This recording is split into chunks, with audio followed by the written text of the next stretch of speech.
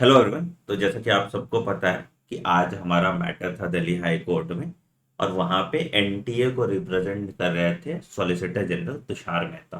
तो उन्होंने कोर्ट के सामने दलील दी कि जितने भी हाई कोर्ट के रिट पिटीशंस हैं जो सुनवाई में हैं, उन सबको कंबाइन करके उनका ट्रांसफर वो ले रहे हैं फॉर सुप्रीम कोर्ट की। उनकी सुनवाई सुप्रीम कोर्ट में ही हो जाए और सब एक साथ ही सुन पाए वो। ठीक है।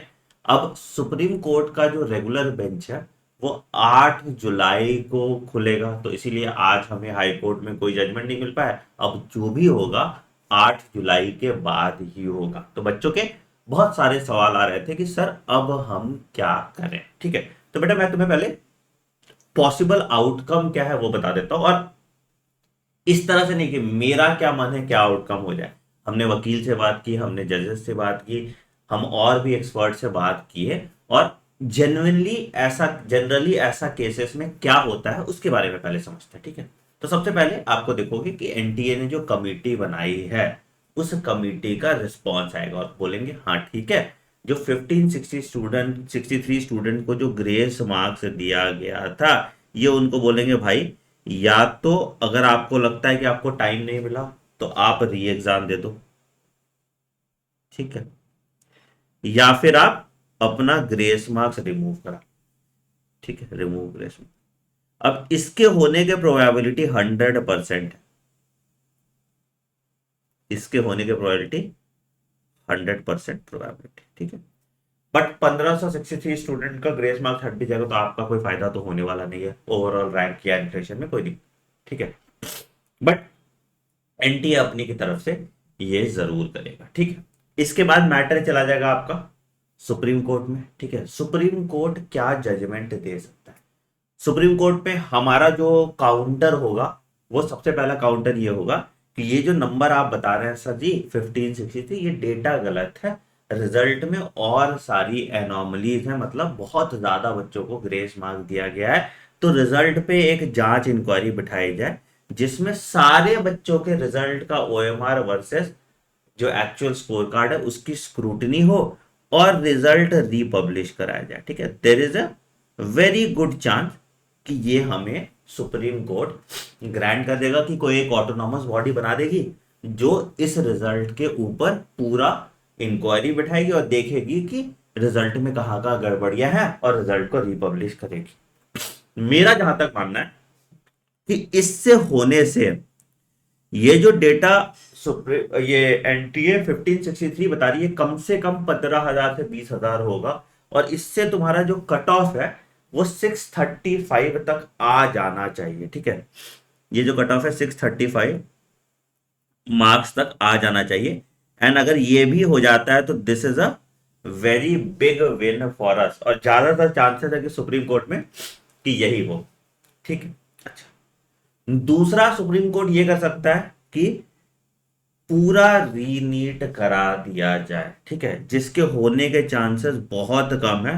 जनरली हमने जितने भी लॉयर से बात किया, क्या होता है कि जो जजेस होते हैं वो टाइम में पीछे जाके फैसला बहुत कम देते हैं। तो अगर रिजल्ट पब्लिश नहीं हुआ रहता तो रीनीट होने के चांसेस ज्यादा थे।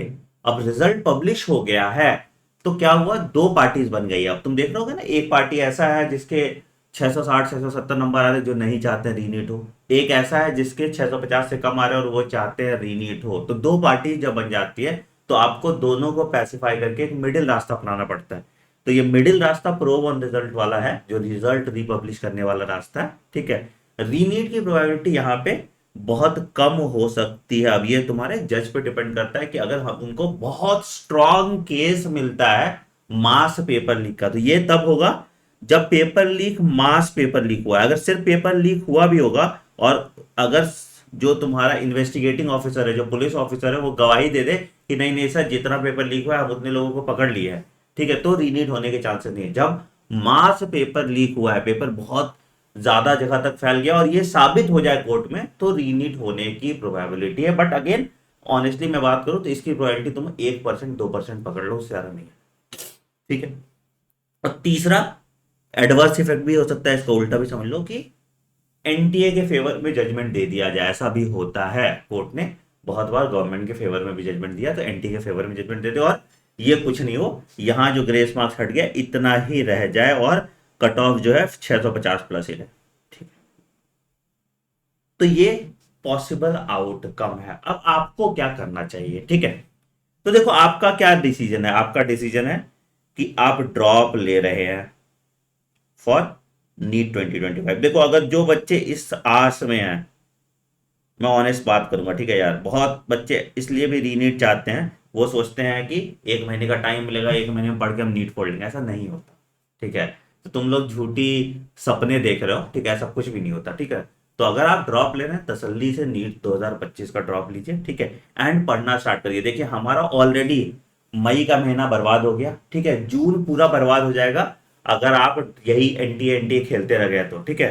तो ड्रॉप ले रहे हैं तो स्टार्ट स्टडी, रीनीट होगा तो भी पढ़िएगा, ठीक है, और नहीं होगा तो भी पढ़िएगा। तो क्या हमको रीनीट के हिसाब से पढ़ना चाहिए? नहीं, start studying according to NEET 2025। तो आप चाहे ऑनलाइन बैच ले लीजिए, चाहे ऑफलाइन बैच ले लीजिए और पढ़ना स्टार्ट कर दीजिए, ठीक है।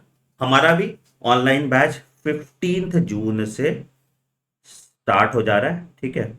और अगर रीनीट होता है तो हम अपने बैच का 100% रिफंड कर देंगे जिन बच्चों ने अब लिया है सब्सक्रिप्शन, ठीक है। कहां से मिलेगा आपको? AnandMoney.in पे आप जाएंगे और यहां पे आपको सुपर 100 बैच मिल जाएगा, दैट इज फॉर 4,999, ठीक है। ऑफलाइन बैच भी हमारा चल रहा है डॉक्टर आनंद रेसिडेंशियल स्कूल का, तो अगर आप ऑफलाइन पढ़ना चाहते हैं तो ऑफलाइन, ठीक है। बट अगर आप ड्रॉप ले रहे हैं तो think about NEET 2025, do not think about कि रीनीट होगा रीनीट नहीं होगा, ठीक है। रीनीट होने की प्रोबेबिलिटी बहुत कम है, ठीक है। दूसरा कि मैं काउंसलिंग का मुझे वेट करना है, मुझे एडमिशन लेना है, अब मुझे तो पता ही नहीं कि मेरा कट ऑफ आएगा कि नहीं आएगा, ठीक है। तो जो बच्चे काउंसलिंग का सोच रहे हैं, देखो अब देखो, अगर आप 650 प्लस वाले हैं, यूआर कैटेगरी के हिसाब से मैं बता रहा हूँ, ठीक है, 650 प्लस मार्क्स वाले, तो चिल करो, काउंसलिंग में तुम्हें जो कॉलेज मिलेगा चुपचाप से एडमिशन लेना, लोड मत, ठीक है। बट अगर आप लेस देन 650 मार्क्स है तो आपको सोचना पड़ेगा ऑल्टरनेट ऑप्शन, ठीक है। तो आप एक्सप्लोर कीजिए ऑप्शन का कहां कहां, या तो प्राइवेट कॉलेज इंडिया में एमबीबीएस, ठीक है, या अब्रॉड के लिए एमबीबीएस, ठीक है, या फिर गवर्नमेंट बीडीएस अगर आपको मिल जाता है तो बीडीएस का देख लो, बीएएमएस का देख लो, है ना, बीपीटी का देख लो, या नर्सिंग का देख लो, मतलब जो भी आपको एडमिशन लेना है आप इसका एडमिशन के बारे में सोच सकते हैं। काउंसलिंग के लिए आपको कोई मेरी असिस्टेंट चाहिए तो आप एक कॉल बुक कर लीजिए मेरे साथ, टॉपमेट। बीच में टॉपमेट की कॉल मैं नहीं ले पा रहा था कोर्ट केसेस के कारण, अब मैं इसको फिर से कंटिन्यू कर दूंगा, ठीक है। document.io/anand_money 1 से 3:30 का स्लॉट होता है, आई थिंक 2-3 दिन का स्लॉट भरा होगा, संडे से स्लॉट आपको मिल जाएगा यहाँ पे, ठीक है। तो आप काउंसलिंग के लिए यहाँ पे बात कर लीजिए, ठीक है। तो मोर और लेस यही दो एस्पेक्ट आपका होगा, ठीक है। तो तैयारी अब आप ड्रॉप के हिसाब से कीजिए, रीनीट के हिसाब से करने का कोई सेंस नहीं बनता है। देखो अगर रीनीट होता भी है, मैं बहुत बहुत बहुत ब्लंट बात बताता हूँ, अगर रीनीट होता भी है और तुम अभी 400 450 500 नंबर पे अटके हो, तो तुम्हारा एग्जाम में रीनीट के एग्जाम के बाद भी 400 450 500 नंबर ही आएगा, ठीक है। तुम इसी हाल में रहोगे जो पिछले हाल में थे। डिफरेंस कहाँ पे किन बच्चों का आ जाएगा? सिर्फ रीनीट में फायदा उन बच्चों का होगा जो 620 से 650 वाले ब्रैकेट में हैं, इनका सिर्फ फायदा होगा रीनीट से, और किसी का रीनीट से फायदा नहीं होगा। और इनका फायदा मुझे लगता है रीवैल्यूएशन से भी हो जाएगा, ठीक है। तो यही आपका बेटा प्रोस्पेक्ट है 8 जुलाई से, ठीक है। अब आप तरीके से पढ़ना स्टार्ट कर दीजिए, स्टार्ट स्टार्टिंग, ठीक है। मैं मंडे से, आज वेडनेसडे हो गया, मैं मंडे से एनसीईआरटी रिव्यू यूट्यूब पे भी स्टार्ट कर दूंगा, ठीक है।